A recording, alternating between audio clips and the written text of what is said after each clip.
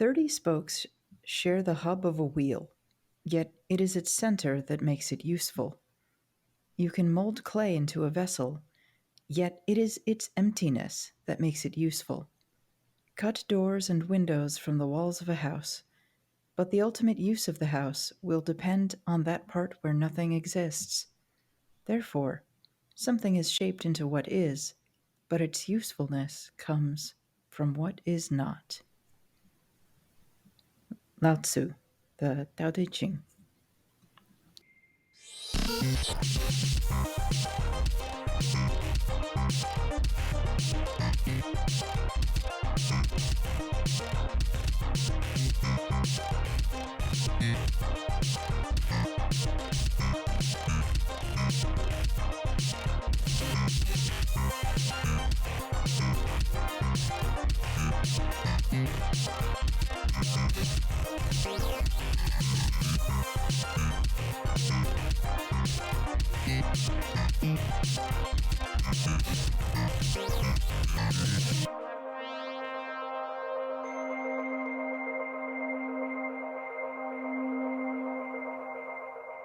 Welcome to Rite Good, the podcast that helps you write good.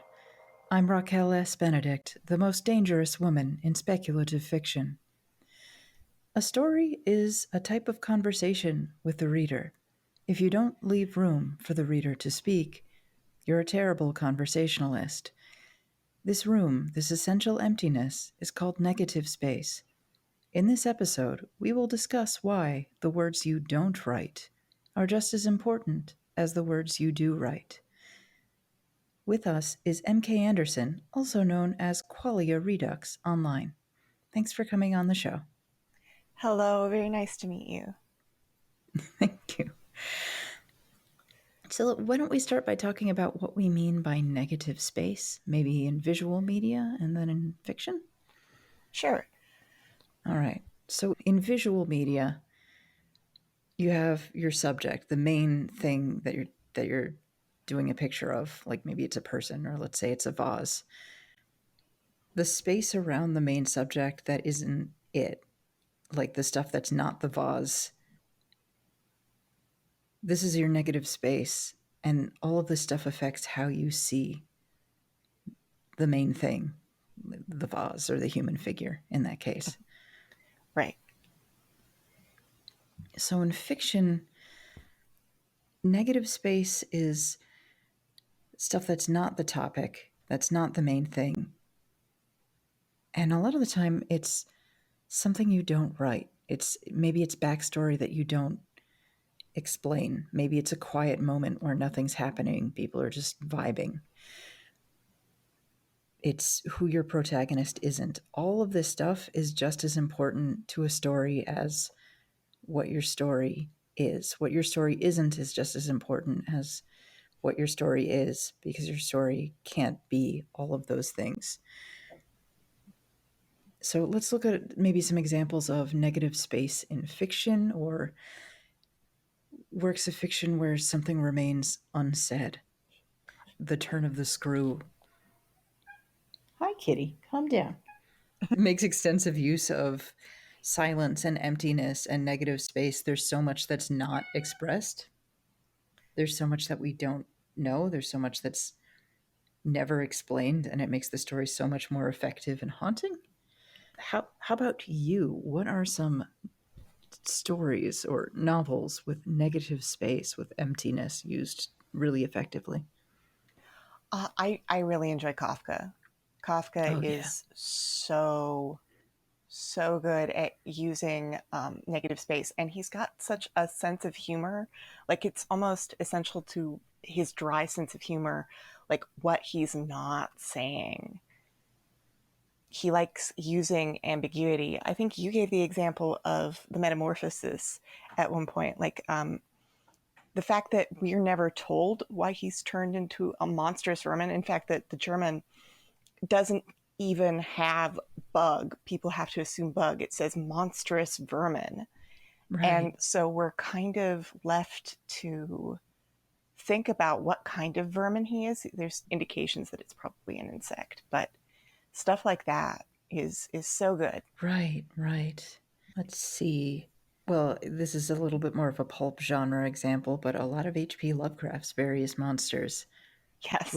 they're never described. We don't really see them, Hmm. and I think that makes it so much stronger. Like when people try to depict Cthulhu visually, it's not scary at all. It's just a big squid guy. It's like, oh, okay, just a squid guy. There's nothing What's frightening about it. what's the one where he's slowly turning into like a deep one? Like there's that one, and we're not quite sure what he's turning into, but he's enjoying it. Like that one is so affecting. Oh gosh, I'm not sure I remember that one. It's not the Shadow over Innsmouth, is it? I think in I the think end that's the it's one. Yeah, I think implied. it is that one. Yeah, Yeah, he's slowly turning and like reverting to his I think on his mother's side into whatever she was. And what we're not told is almost scarier than being told. And then he turned into like a squid or something like yeah. that. And now That he's a wouldn't be fish. scary. Yes. Right. Can you imagine if Lovecraft like told us and then he was a fish? Yeah, the end. The end. Oh gosh. Let's see, a little bit more of a humorous, lighthearted example. Calvin and Hobbes keeps referring over and over again to something called the noodle incident, something that got Calvin in huge trouble when he was a kid. And it's never explained what the noodle incident was, but it just Right. hangs over him and it's constantly brought up. No one knows exactly what happened, but it was obviously very severe. Let's see. Miyazaki movies. Mm, Miyazaki movies have a lot of some of it is just because they've got alternate story beats in Japanese fiction than they do here. But there right. is a lot of tension that's maintained by focusing on daily details instead of the plot so Right. much. And it sorry, that's the sound of my cat being ridiculous. But there are these really great little quiet moments too, even when in a lot of more action heavy stories where someone's just like vibing. Someone's just like eating some noodles, or you take a little quiet moment and watch some fish kind of swim around in a pond. It's not important to the plot. Doesn't advance the story at all, and it's great. You just get like a nice little breather, and it sets this Yeah. wonderful sense of rhythm. Yeah, one of my favorites is I think in Spirited Away when she's on the train, if you remember that.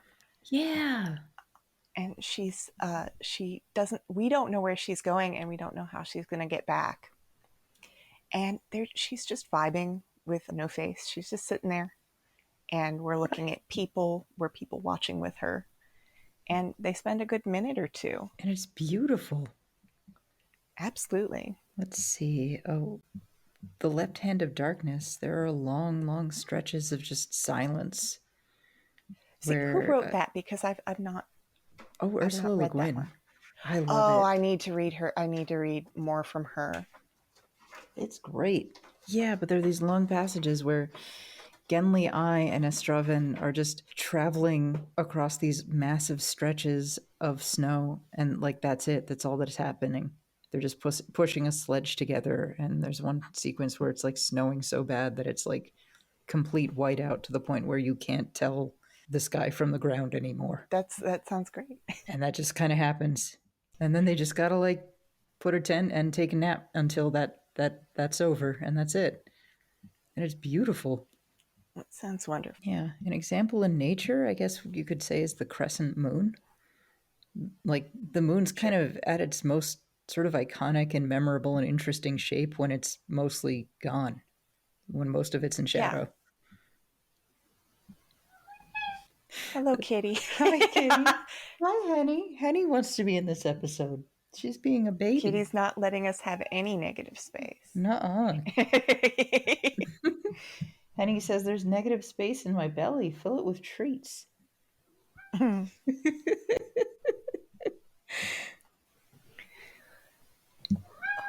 But why in a narrative is Henny, calm down.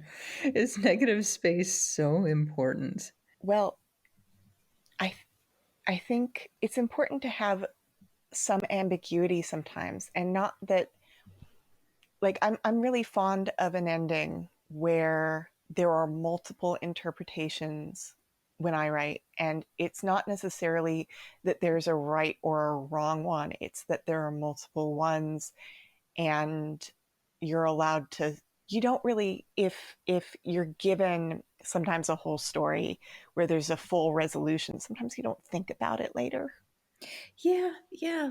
Like, well, one of those really famous stories we all had to read in school was The Lady or the Tiger, which very deliberately didn't have an ending. We wouldn't talk about it if he just said, like, oh yeah, he got eaten by a tiger, the end. No one would give a shit about Right. the story, but he wrote it specifically so that he does not, he sets up, like, here's why it might be a lady, here's why it might be a tiger. What do you think it was? I don't know. What do you think, audience? Question mark. And that's it. And it is I a really think that compelling way to finish the story. absolutely. And I think that especially horror works really well with an ambiguous ending. Yeah. There's just nothing scarier in fiction. And I'm a big fan of if you're going to write something, you have to take full advantage of the medium. Like film, what's on screen is pretty much what's on screen. Yep. But in writing, the medium allows you to be ambiguous. So why not use it? Absolutely. Yeah, that kind of ambiguity is just so much harder to pull off in a movie. I mean, you can, like the ending of the American Psycho movie, it's very much ambiguous. Like, wait, did he actually kill Uh-huh. anyone? Doesn't matter. But that's still really tough to pull off in a movie. It Like is. books are so much more internal and invisible, and we do talk about this in our other episode called "Why Books Aren't Movies." And and it's, I think, foolish not to take advantage of this amazing strength that this medium uniquely has. Absolutely.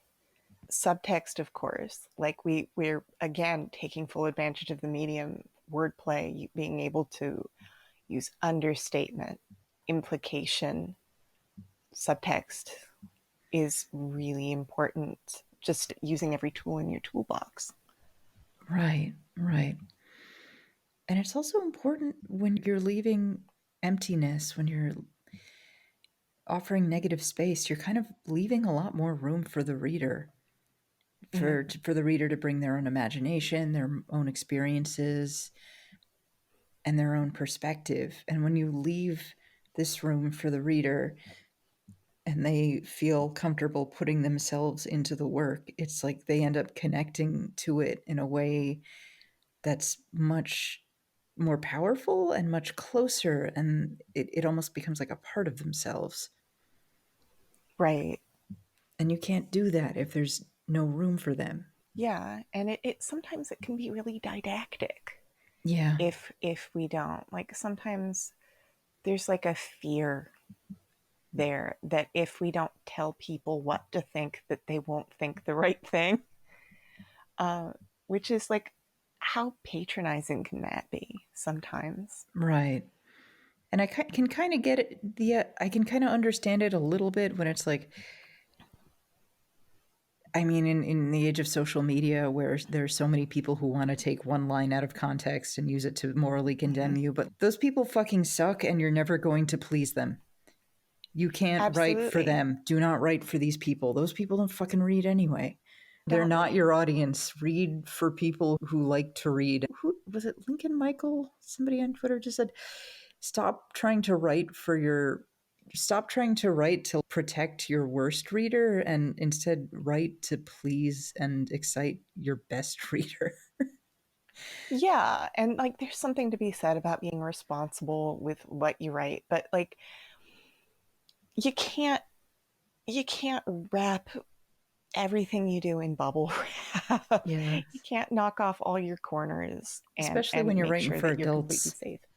Yes, yes, absolutely. Like maybe what's appropriate for children is appropriate for children, but at a certain point we have to grow up and we have to trust that the other person in the conversation isn't an asshole. Right. And if they are, why do you want to make them happy anyway? You know, don't shrink yourself to make a really shit person happy because, God, that's terrible. Yeah. And Right. I think that as I'm non-binary, and I know that you're Puerto Rican, and both of us have, as minorities, we have people looking sometimes to interpret us in the worst possible light, absolutely the worst. And I think that corporations especially fall for it sometimes. Mm. Like they don't want to take the risk of somebody maybe saying something that could possibly be taken in the wrong way by somebody who means us poorly. And it really hurts. I've talked about this with other queer writers. Sometimes people want us to be like children's writers for adults because of Yeah. that. Yeah. Or to It's be all things for all people. That's something I've seen a lot as leveled as a criticism against queer writers writing queer stories. Like, well, that's not what it was like for me. It's like, sorry. I yeah, you can't write a universal non-binary story or whatever because people are going to have different experiences about it. You can't possibly do that. yeah. Like you can't. Yeah, it's a character. It's not an avatar for you and or all people. It's a story. It can't be for everybody. Right. And it can't be about everybody. It's not like a faceless, silent first-person shooter protagonist. It's Yeah. this is a character. Although, please make a non-binary first-person shooter protagonist. That would be very That funny. would be nice. Yeah.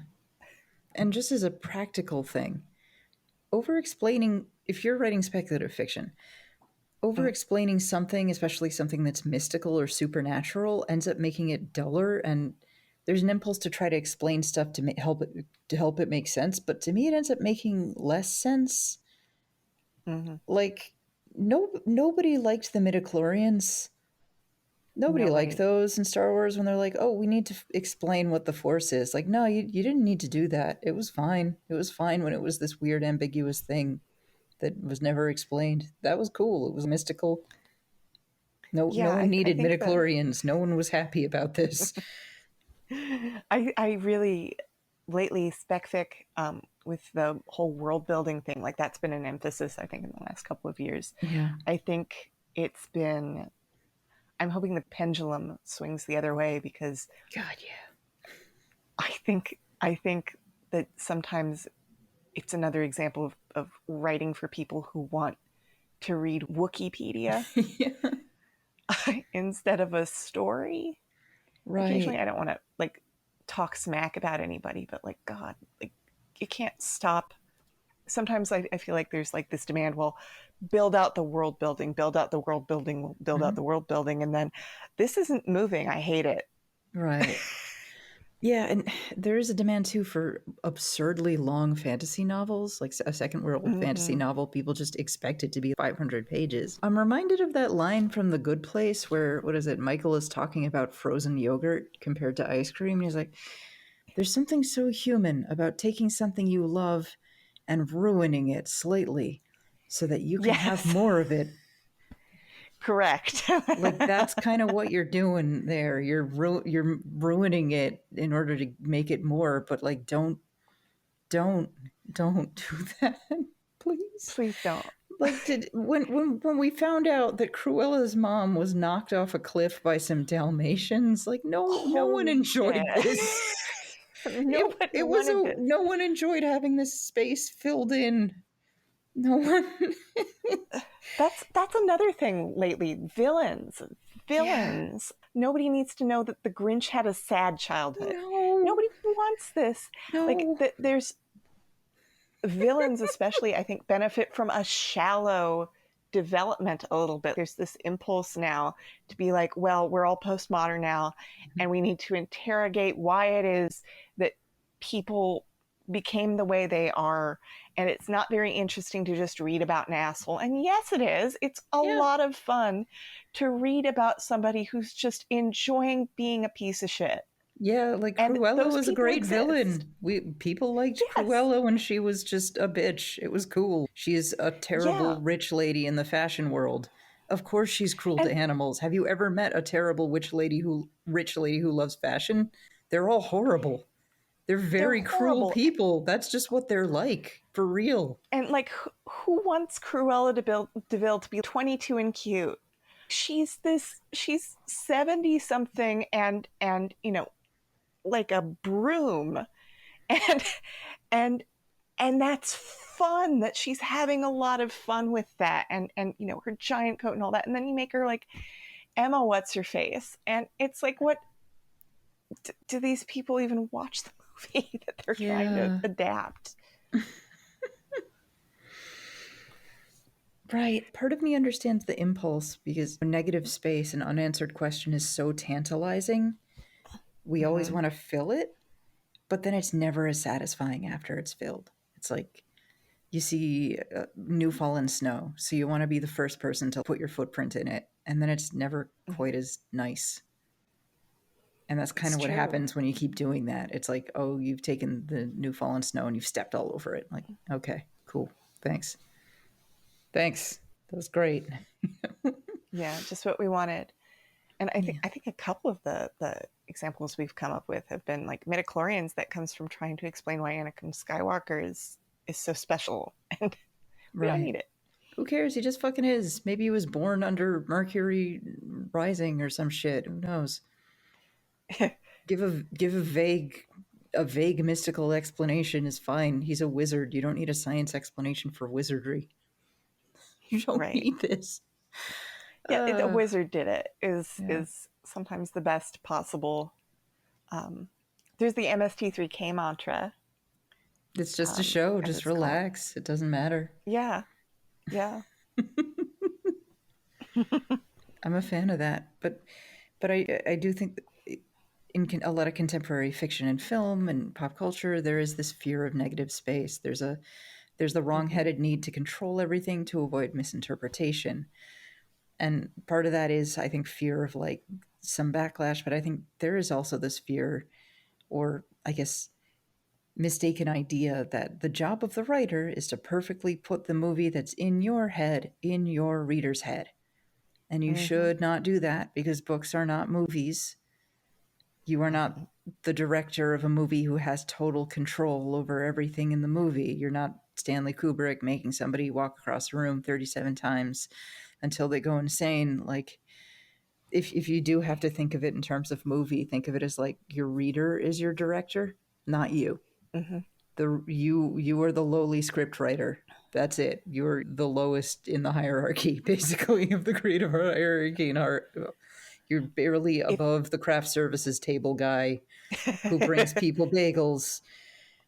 The reader is the director. Let the reader do this stuff. And so much of like bad acting in prose, where you have to spell out every gesture, every movement the characters are making. This is you trying to be the director and saying, no, he moves like this, and she says it like that, and she bites her lip this way and smooths her skirt that way. And it's like, no, just no, no, no, stop it. if you want an example of what it looks like when it's done really badly, Interview with the Vampire.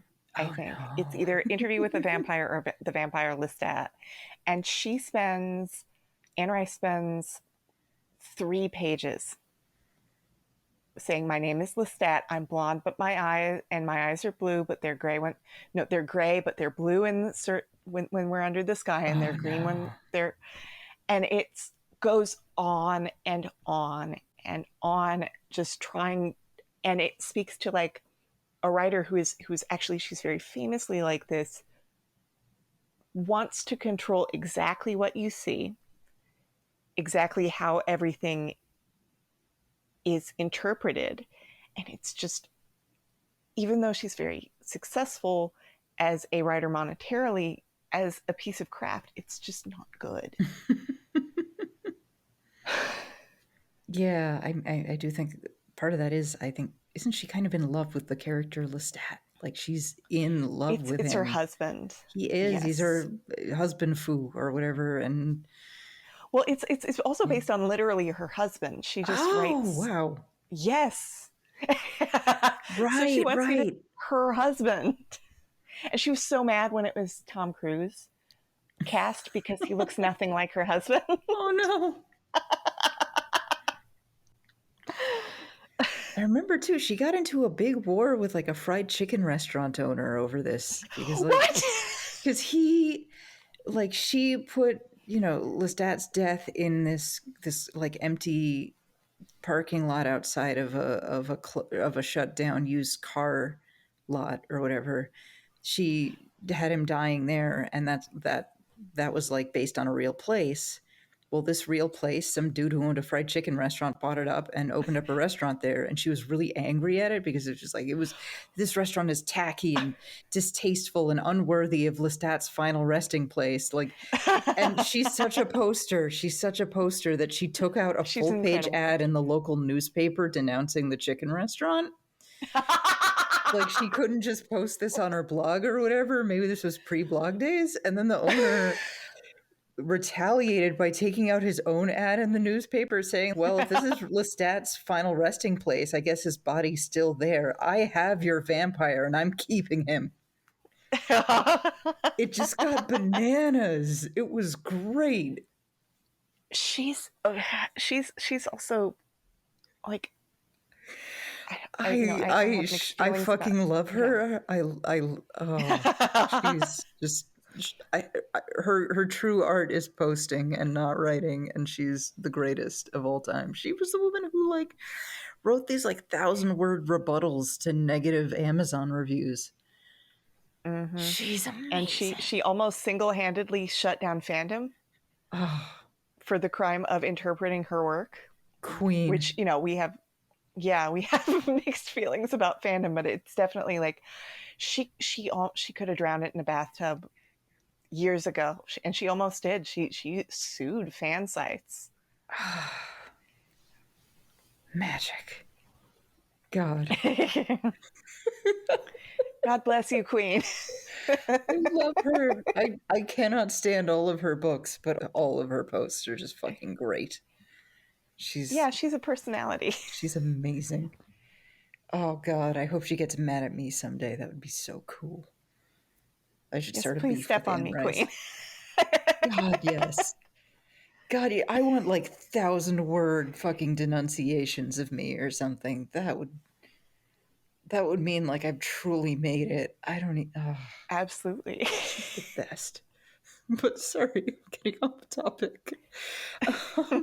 Speaking of fandom, there is, I think, this fanish impulse, which is really encouraged by capitalism and merchandising to fill in all the negative spaces, collect them all, jam in more sequels and prequels and spin-offs and tie-in toys, fill every space of the Wikipedia and answer Mhm. every question.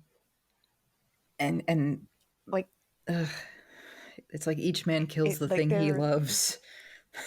yeah. How many things would be legendary if somebody just stopped? If Yeah. somebody just stopped when it was good, like Star Wars. Like I love Star Wars, and I have in my past I've written Star Wars fan fiction, so I know that impulse. And but it's like how legendary would Star Wars have been if they had just stopped? Now, maybe the next generation wouldn't have heard about it as much, but the need to fix things and remove ambiguity and add additional storylines and make it so that there's an entire entry on death sticks, which is a drug based on cigarettes that was just added at one point as sort of George Lucas's "don't smoke kids" thing. Like, Right. did we need that? Right. Like the fact that he started off on episode 4 was so interesting. Like, oh, there's all this stuff that happened before it, and it left you with wonderful this wonderful empty space to imagine what these little mentioned things. Oh, what were the Clone Wars? What were that? Well, now there's a whole show about the Clone Wars, and it's never as cool as the thing that your kid brain kind of conjures up. It makes it so much smaller. The fact that everybody is related, it makes the universe much smaller Right, and the fact that they than keep what you going back to imagined the same like originally. 8 planets. Mm-hmm. No, we're back in Tatooine. Like, there's a whole ass galaxy. You could go someplace cooler than Tatooine. No? Okay. Go to fucking Tatooine again, I guess. Just keep going back to fucking Tatooine. Ugh. But there's also, tied to fandom, this terrible nitpicky style of criticism. I don't know if you could even call it criticism, that teaches people that everything, it calls everything a plot hole when the writers don't explain every goddamn thing. Yeah, it's the cinema sensing It's of so bad. criticism. It's so bad. You didn't explain every single thing. It's a plot. No, it's not a plot hole. It's just I just trusted the audience to guess. Or it Just was it like was fine. fuzzy. It was like, you know how a picture at the edge is just kind of fuzzed out and there's something in focus? Like a little bit of inconsistency, a little bit of vagueness can be like, don't look over here. Look at what I'm painting sharply. And sometimes people are like, well, that's a flaw. And it's not really a flaw. It's just what's in focus. Right. And it's fine. It's better. You get the sense these days that you ever get that sense when you're watching a movie and somebody over explains something and you're like, oh god, this is to avoid the whole getting the ding that's a plot hole thing, isn't it? This whole Mm-hmm. annoying line is just there to silence the but what happened to his head? Like, who cares? Who fucking cares? Imagine it. I don't know. Right? Draw some fan art about it. Who fucking gives a shit? Let it go. Stop Absolutely. filling in every space. Stop doing it.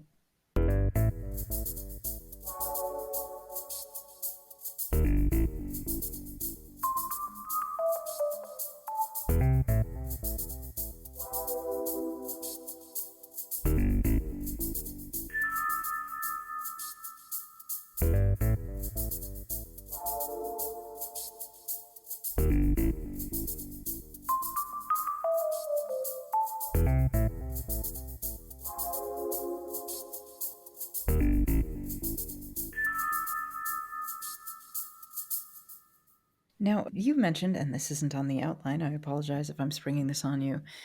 You've mentioned that you like using negative space in your own work. Could you talk about that a little bit? Sure. I've had a couple of published stories that use it pretty extensively, I'd say.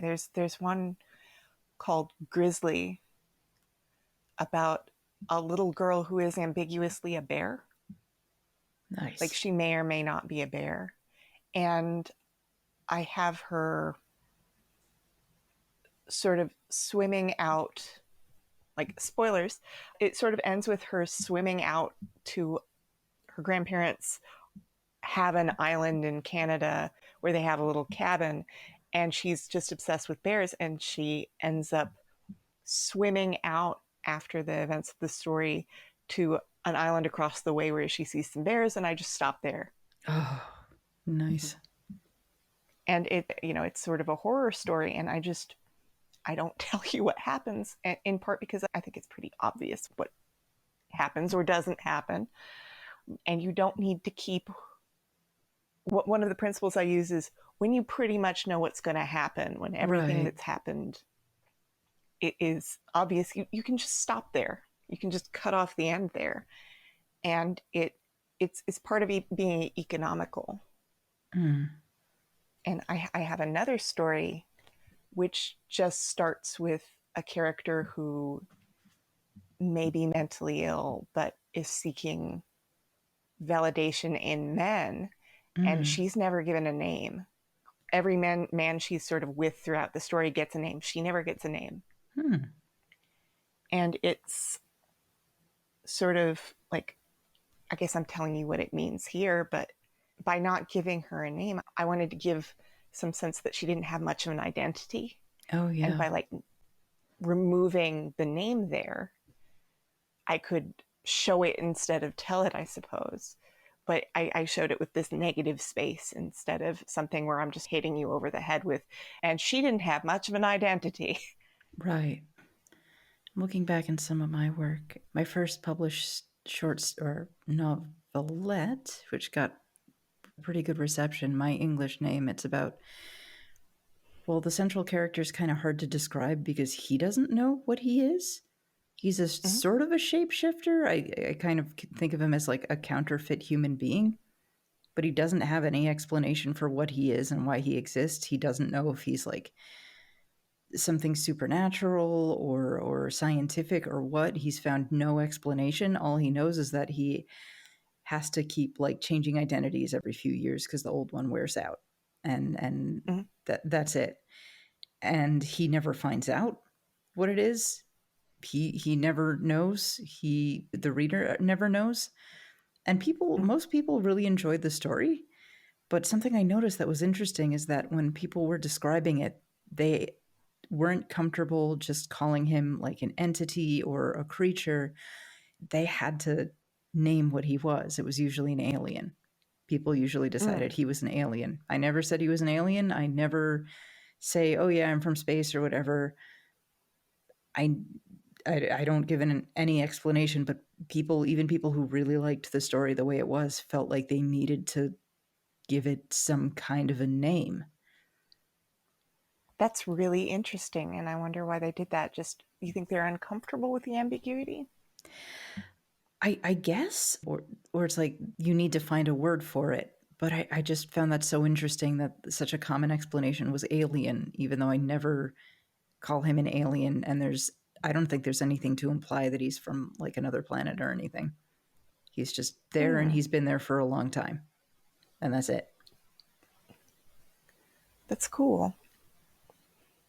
Probably because I don't really get into like the supernatural or something. So they're thinking, well, there's nothing mentioned about supernatural, so it can't be like wizard shit. What's a science thing? Alien. Okay. Right. Like, could be a mutant. You don't know. He could be a mutant. He could be like the thing that comes to mind is Mothman, but Mothman's not really a shapeshifter, but he could Right. be a Mothman. I don't know. He could be a caked up Mothman, like that famous Right. statue of the Mothman who does a lot of squats. That's I don't right. know why the sculptor decided that Mothman needed a giant shapely ass, but I respect his interpretation. I want that sculptor to make more cryptid sculptures of just like cryptids with enormous asses, like a really thick Bigfoot and like a hot chupacabra or something. I just want a statue of this in every major American city. It'd be really cool. Shout out to the monster fuckers.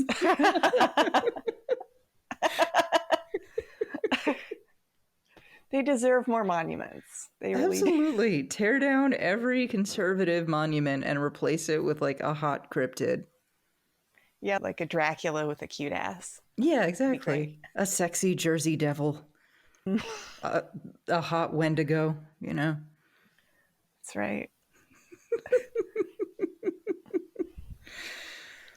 There is one story about a woman who might be a time traveler, or she might Mm. just be mentally ill and traumatized and having convinced herself that she's a time traveler because the reality of her past is too depressing and she can't emotionally face what actually happened to her. And Hmm. I take very special care not to say one or the other. Right. Granted, the I fact that think, it appeared in a sci-fi magazine, people usually interpret like, yeah, she's a time traveler. So, yeah. like, it could be a psychological horror story and not a sci-fi story. You don't know. You don't know. Maybe she's Yeah, just crazy. it's so interesting how people take like context cues like that. Right. When I think that genre is so much more, it really is sort of a box you put stories into, which whether or not they fit there, it doesn't really always apply. Right. The magazine of fantasy and science fiction does run horror stories and horror stories. So I thought, well, it could be that too. But like the fact that it's in a FSF, people are like, time travel. Nope, it's time travel. Hmm. That's what happened. Like, okay, I guess so. But yeah, I love leaving that sense of ambiguity, a sense where like I'm not going to tell you how to feel at the end of this story. Like one of my favorite things is doing a live reading of one of my stories and it's over and people go like, huh? That sound people make when they've enjoyed it, but they're not really sure. Like, I liked this, but I don't. Was that happy? Was that sad? I don't. Mhm. The fuck just happened? Like that. That's my favorite. That's my favorite response. And whenever I can write a story that does that, I'm like, oh, I'm so thrilled because it just leaves people. We're so used to having everything kind of told for us, and this is what happened. This is the ending. This is what it means. So being able to give people an experience that unmoors them is a really wonderful and satisfying feeling. Yeah. And insofar, like, I write lit fic, and I've written a couple of novels, neither of which are published. But like, I think it's almost a core feature of literary fiction Yeah. that, you have a plot, usually, not always in lit fic, but Yeah. you have the want versus need. And I think one of those, the ending, like the resolution has to be a little bit ambiguous. Yeah. And I think that's almost a feature of lit fic for me, Yeah, definitely. is you resolve one, but you don't quite resolve the other. Yeah. Yeah. And that's good. Don't be afraid of that. Yeah. And I want spec fic writers to not be afraid of that either, because it can be incredibly satisfying and wonderful and memorable to do that. You got to turn off your fandom brain when you write. You Hmm. really you do. I'm sorry. It's I mean, God bless fandom. Like I say, I've written fan fiction, but you just have to put a little bit more. Like, you almost, when you write for fans, you almost try and please them completely. Like, you're trying to give everybody like an ice cream sundae, where it's everything they could possibly want. And sometimes, in when you're not writing fanfic, you want to give people a little bit of what they need as well, like what they don't know they need. Right. And people, I think, do need some ambiguity. They do need some they need their vegetables. Yeah, you need your spinach or your broccoli or whatever. Yeah.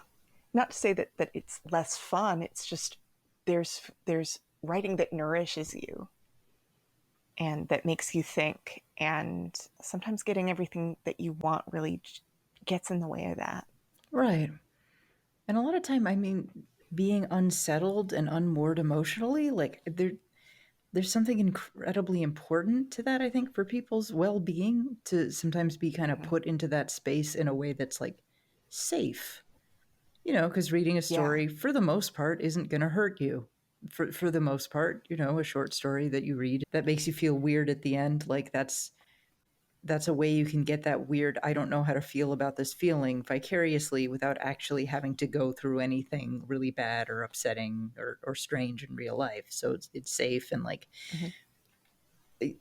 at least in Zen, like isn't that a way to sort of push yourself toward enlightenment? Like, isn't that kind of the purpose of those weird questions? Like, what is the sound of one hand clapping? Like, it's a question without an answer because the point isn't to answer it, but to put your brain Sit in with this it. weird, to sit with it and like put your brain in a weird space that empties it out of your usual shit. Mm-hmm. And that kind of lets enlightenment sneak in. Which brings us back to our little opening monologue to talk a little bit about Taoism. To sum up, Taoist philosophy is beyond me. I am not a Taoist, and maybe trying to do it is missing the point completely. But I think there's a valuable lesson from it, and that's the lesson of the wheel, right? Like you have a wheel, it's got the outside, the round part, and you got the spokes that lead to the space, and at the center of it there's this empty space, and that's what makes it useful. That is where you put the axle through. That's what lets you attach it to a cart, and that's what makes it turn. And we're used to Right. thinking of emptiness as a bad thing, like holes are dark and scary and bad, but they're not. And that emptiness is essential. If your house has no empty spaces in it, if there's no empty space on your floor, then you're a hoarder. You're on that TV show about the hoarders, and you've probably got some cat skeletons in there. Your home's fucking unlivable. Mm-hmm. The center of our galaxy is a black hole, and that's fine. That's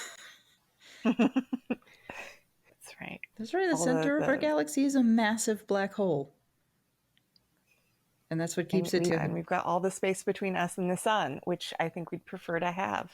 right, right. Like in life, we're always kind of trying to fill the hole with something, whatever the hole is, and a lot of the time we kind of fill it with bad decisions, really bad relationships, or substances, or just shit that's a really bad idea. And I know there's a bunch of different philosophies of how what should you do with this hole. Like some religions teach you, well, you should fill that hole with religion, or some philosophies will fill it with this, fill it with that. And what Taoist philosophy says, to my understanding, is don't try to fill the hole. You can let it be a hole. It's okay for there to be a hole. It's fine. Let it be. Just enjoy the hole. It's cool. And I feel like that's an incredibly valuable lesson for writing and for storytelling, which is leave a hole for your audience to put themselves in, and remember that a story, like a wheel, revolves around an emptiness, like an open space. Right. It's a conversation, and people have to interpret it however they're going to interpret it. Right. And that's what's special about it. I think there's an attitude toward writing now where we're trying to connect to everybody by representing them exactly on the Mm-hmm. page. And I don't think that's possible to do, to connect with everybody by trying to represent them exactly on the page. I feel like it makes a little more sense, instead of trying to fill the page with something that's exactly like them. It's like, no, just leave an empty space in there, and they'll find their way into it and connect to it that way. Mm-hmm. And that's a wonderful experience, and it's part of the conversation between the writer and the reader. Is the writer needs to leave some quiet, empty, negative space for the reader to get in a few words. Don't be afraid of that. Absolutely. You come back, like, there's this buzzword in publishing, relatable. Mm, They want somebody who's relatable.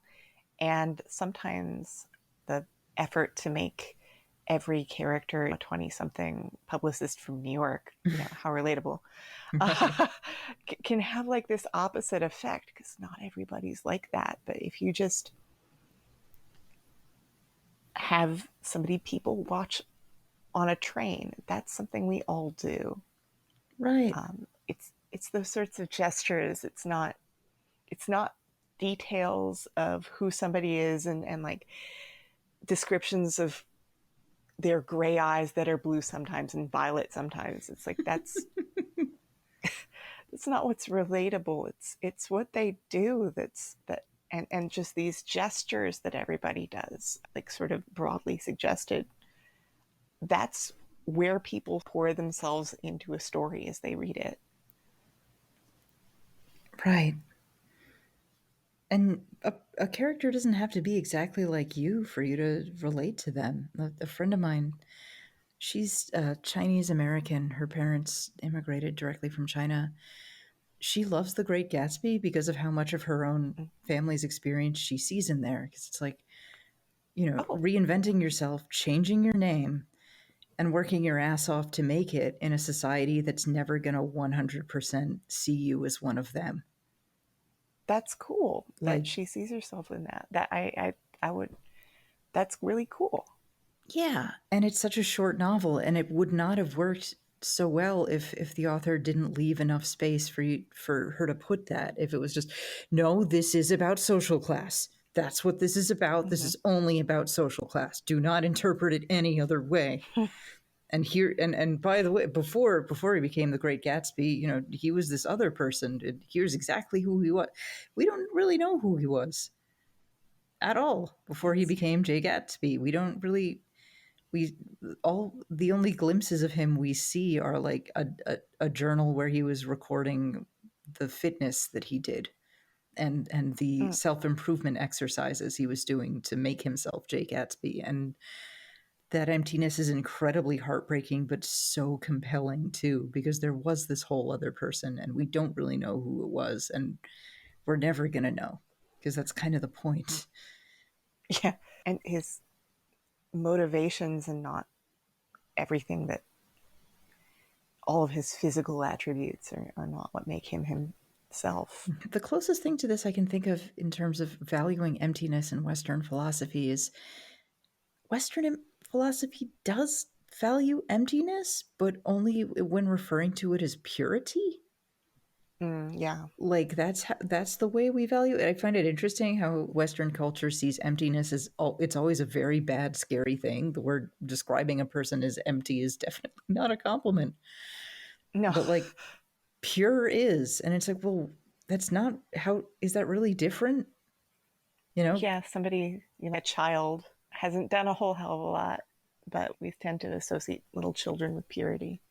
right? And it's like, I mean, it's kind of another sort of emptiness in a way, and we value it so desperately. And it's so funny to me how we obsess over purity, but oh, emptiness is bad. We can't have that. Like, what do you think fucking purity is? Good point. So, any other things to say about negative space and leaving room for your reader? I think I'm out of things to say. It's been great. Great. Well, thanks a bunch for coming on. Yeah, no, thank you for having me. Before you go, where can our listeners find and support your work? So I am on Qualia Redux, no spaces, no underlines or anything, on Twitter and on YouTube. I do video essays, and I've written a couple of short stories under the pen name M.K. Anderson, and you can find one of them, I think, in Craft Magazine. I mentioned one of them here, so maybe we could link to that or something at some point. Yeah, we will include links in too. the episode description. So you should check out Hell yeah. Qualia's work and definitely check out their videos. They're awesome. Oh, thank you. You have a bunch of really great videos. There's one on Pathologic too. Yeah. That's one of my favorite. Speaking of empty space, one of my favorite, and a lot of room for ambiguity in there about what's going on. Yeah, and there was also the Oprah Din too. You just did a video on them. Yes, and that has a huge amount of empty space in its what do you call it, in its narrative. Like I am a huge fan of that, so it was a pleasure to be on here to talk about it. Yeah, thank you. And thank you, listeners, for listening. That's all for this episode. If you like what you heard, consider supporting us at patreon.com/Rite Gud. And be sure to join us next time when we talk about the virtue of degenerate art. Until then, keep writing good. This has been Rite Gud with Raquel S. Benedict. Hosted by Raquel S. Benedict and produced by Matt Keeley for KS Media LLC. Edited by Sid Oosley. Theme song by Surgeryhead. This has been a Kitty Sneezes production. For comments and concerns, please write to us at ritegud@kittysneezes.com. That is RITEGUD at kittysneezes.com. If you'd like to support us, please visit our Patreon at patreon.com/ritegud. kittysneezes.com in color.